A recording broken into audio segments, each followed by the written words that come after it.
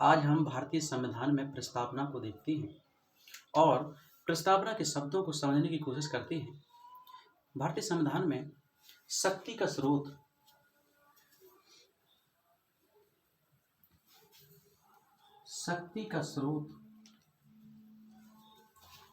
हम भारत के लोग हैं। यानी कि भारतीय संविधान में शक्ति का स्रोत जनता है और शासन व्यवस्था के स्वरूप की हम बात करें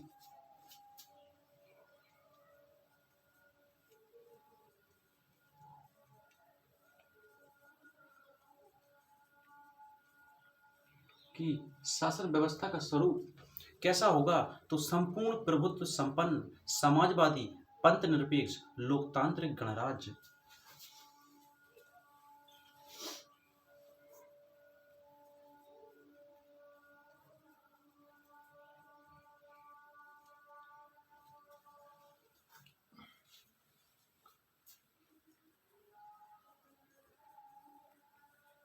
संपूर्ण प्रभुत्व संपन्न समाजवादी पंथ निरपेक्ष लोकतांत्रिक गणराज्य।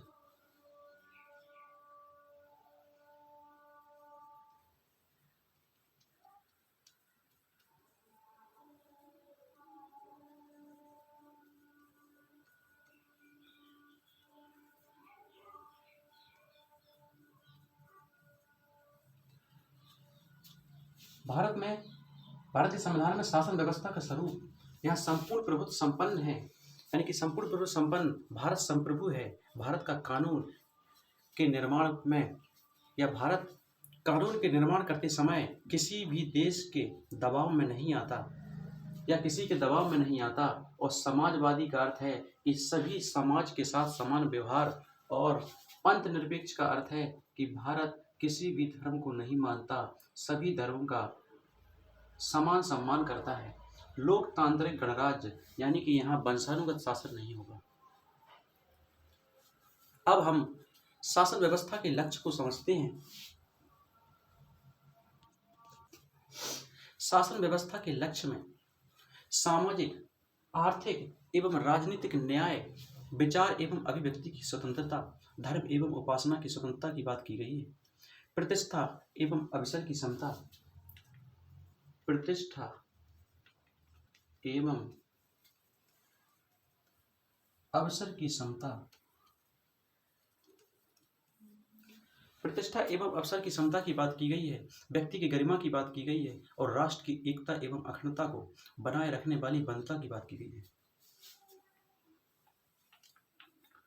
प्रतिष्ठा एवं अवसर की समता, व्यक्ति की गरिमा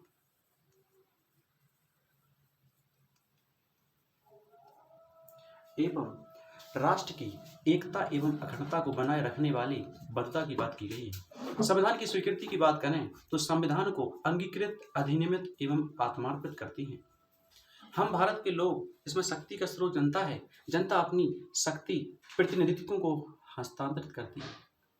जनता साध्य है, व्यवस्था साधन है। जनता साध्य है, व्यवस्था साधन है।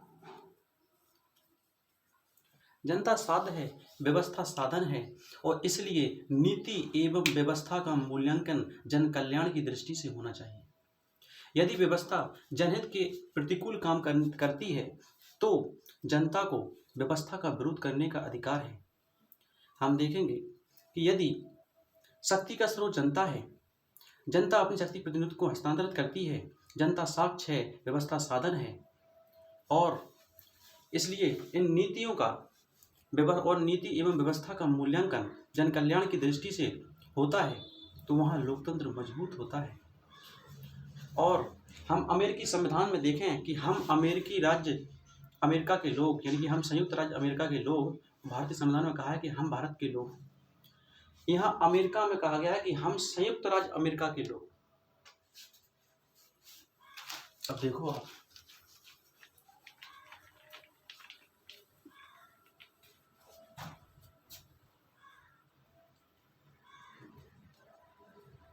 अमेरिकी संविधान में अमेरिकी संविधान में कहा गया है कि हम संयुक्त राज्य अमेरिका के लोग, हम संयुक्त राज्य अमेरिका के लोग, और भारतीय संविधान में कहा गया है कि हम भारत के लोग, भारतीय संविधान में कहा गया है कि हम भारत के लोग संयुक्त राज्य अमेरिका के लोग, यहाँ राज्य की नागरिकता होती है और केंद्र की भी नागरिकता होती है। यहाँ राज्य की नागरिकता और केंद्र की नागरिकता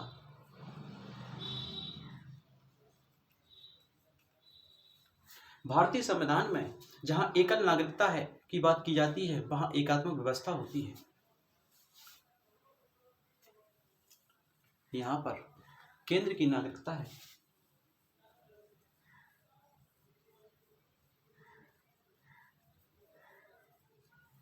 यहां पर केंद्र की नागरिकता है। संपूर्ण प्रभुत्व संपन्न भारत संप्रभु है, अर्थात भारत के कानून के निर्माण करते समय किसी का भी भारत के ऊपर दबाव नहीं है। लेकिन भारत की संप्रभुता सीमित है। क्यों सीमित है? क्योंकि भारत की आर्थिक नीतियों पर IMF एवं वर्ल्ड बैंक का दबाव हमेशा बना रहता है या दिखाई देता है, क्योंकि आर्थिक समृद्धि के लिए भारत अनेक आर्थिक संगठनों का सदस्य भी है।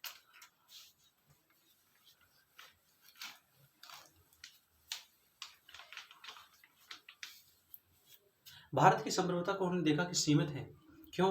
क्योंकि भारत की आर्थिक नीतियों पर IMF एवं वर्ल्ड बैंक का दबाव देखने को मिलता है या प्रभाव दिखाई देता है।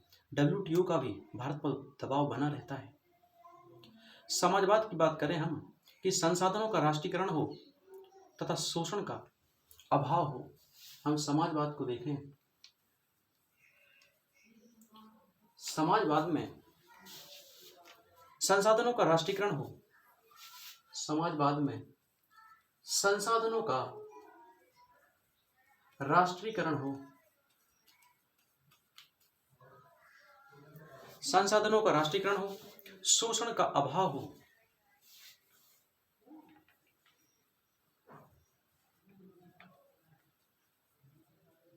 शोषण का अभाव हो, संसाधनों का राष्ट्रीयकरण पर, संसाधनों पर राष्ट्र या राज्य का नियंत्रण हो और संसाधनों का उपयोग सभी के लिए हो और सभी का विकास हो। संसाधनों का राज्य पर नियंत्रण होगा तो संसाधनों का न्यायोचित वितरण भी होगा और सभी को समान रूप से संसाधन उपलब्ध होंगे, और जब सभी को समान रूप से संसाधन उपलब्ध होंगे तो आर्थिक समानता आएगी। और संसाधनों का जब न्यायोचित वितरण होगा तो समावेशी वितरण होगा, और समावेशी वितरण में विकास की मुख्य धारा में सभी को शामिल होगा। हम शोषण के विरुद्ध शोषण का अभाव को देखें तो जातीय, धार्मिक, इस शोषण के अभाव में क्या है? जातीय, धार्मिक और लैंगिक शोषण के अभाव की बात करते हैं।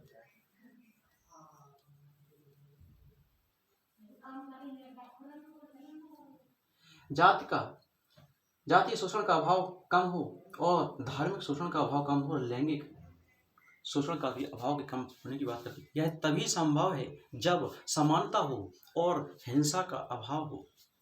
हम समाजवाद में सर्वोच्च न्यायालय ने भारत का समाजवाद सोवियत के समाजवाद की तरह नहीं है। भारत का समाजवाद सोवियत के समाजवाद की तरह नहीं है। संविधान के निर्माण के दौरान प्रस्तावना में समाजवाद शब्द नहीं जोड़ा गया था। क्यों? क्योंकि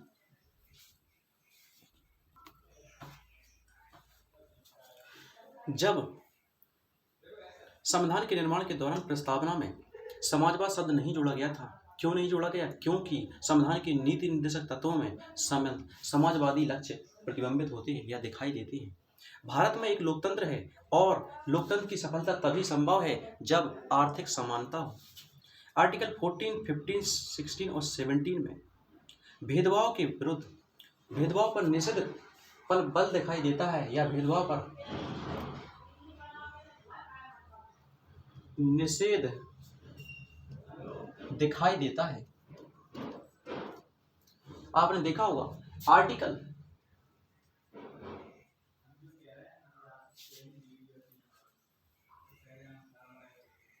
14, 15, 16 एंड 17। इन आर्टिकलों में देखो तो भेदभाव के निषेध पर बल दिखाई दिया गया है, परंतु आपने देखा होगा कि 42वें संविधान संशोधन के बाद में प्रस्तावना में समाजवाद शब्द को जोड़ दिया गया। क्यों जोड़ दिया गया? क्योंकि केशवानंद बाद में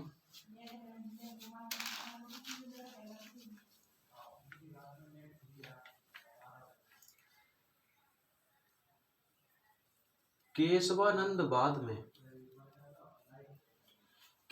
बाद में सुप्रीम कोर्ट ने प्रस्तावना को संविधान का मार्गदर्शक घोषित कर दिया और इसका परिणाम क्या निकला कि राजनीतिक दलों के बीच समाजवादी होने का दावा बढ़ने लगा। केशवानंद बाद में सुप्रीम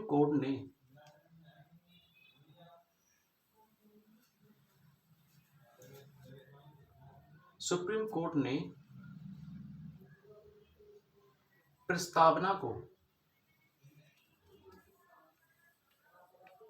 संविधान का मार्गदर्शक घोषित कर दिया।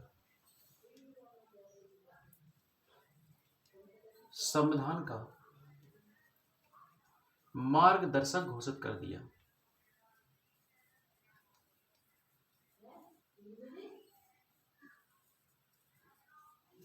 संविधान का मार्गदर्शक घोषित कर दिया। इसका परिणाम यह निकला कि राजनीतिक दलों के बीच में समाजवादी होने का दावा बढ़ने लगा। अब देखो आप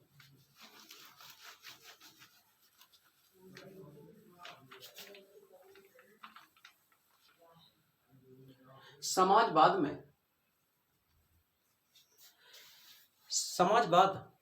भारत में 42वें संविधान संशोधन के तहत प्रस्तावना में समाजवाद को जोड़ा गया, लेकिन वर्तमान की आर्थिक नीतियों को देखो आप।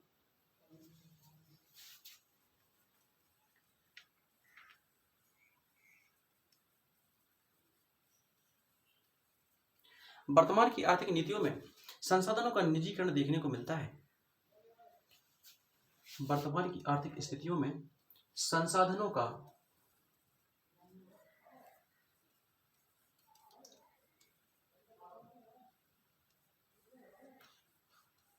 निजीकरण देखने को मिलता है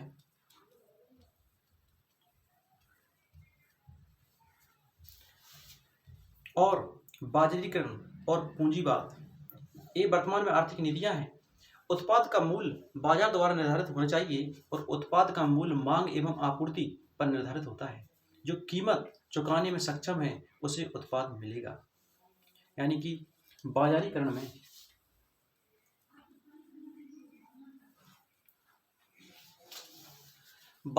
में उत्पाद के मूल्य का निर्धारण बाजार द्वारा तय होता है। उत्पाद के मूल्य का निर्धारण बाजार द्वारा तय होता है।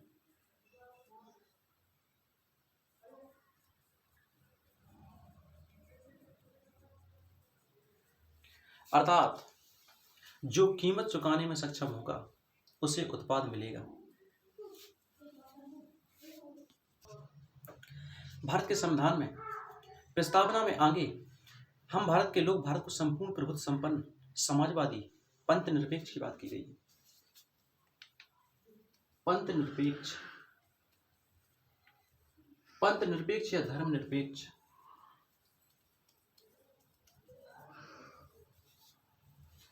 पंथ निरपेक्ष का या धर्म निरपेक्ष की बात करें तो पाश्चात्य दृष्टिकोण से देखेंगे और भारतीय दृष्टिकोण से देखेंगे।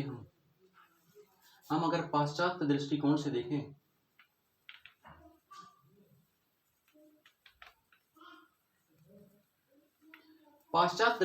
देखें तो धर्म से तटस्थ होना, धर्म निरपेक्षता का अर्थ है कि धर्म से तटस्थ होना या सेकुलरिज्म। धर्म से तटस्थ होना, अर्थात राज्य या धर्म से कोई संबंध नहीं है तथा कानून के निर्माण में कोई भी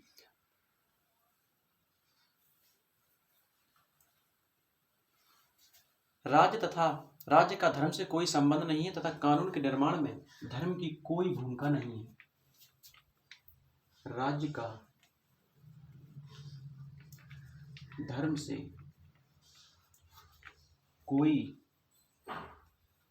संबंध नहीं है तथा कानून के निर्माण में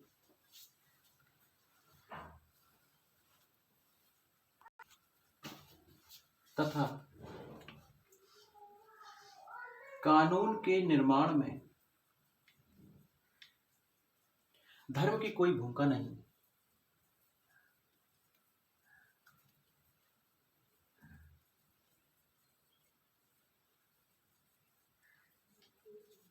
कानून के निर्माण में धर्म की कोई भूमिका नहीं। अगर हम भारतीय दृष्टिकोण से देखें तो भारतीय दृष्टिकोण में धर्मनिरपेक्षता का अर्थ है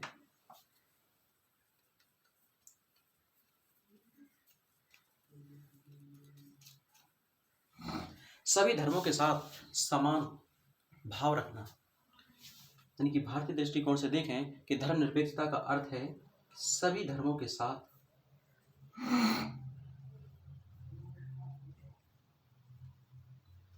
समान भाव रखना।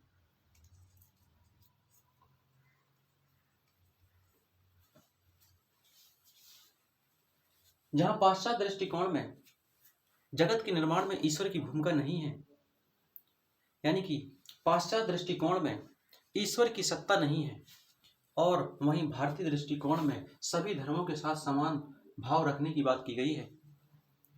अगर हम नकारात्मक और सकारात्मक अर्थ देखें धर्मनिरपेक्षता के, अगर हम धर्मनिरपेक्षता या पंथ निरपेक्षता को सकारात्मक और नकारात्मक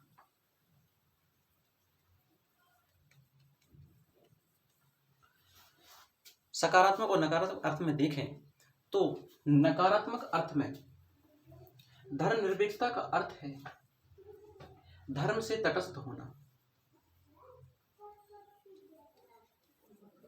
धर्म से तटस्थ होना। और सकारात्मक अर्थ में देखें तो धर्म को सभी धर्मों के साथ समान भाव रखना। सभी धर्मों के साथ समान भाव रखना।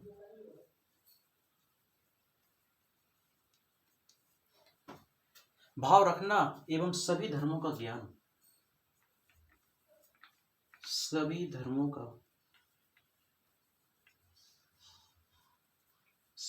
का ज्ञान होना। हम पाश्चात्य दृष्टिकोण में देखें कि पश्चिमी देशों ने धर्म को ईश्वर के अर्थ के रूप में स्वीकार किया, वहीं भारतीय दृष्टिकोण में धर्म को कर्तव्य के रूप में स्वीकार किया।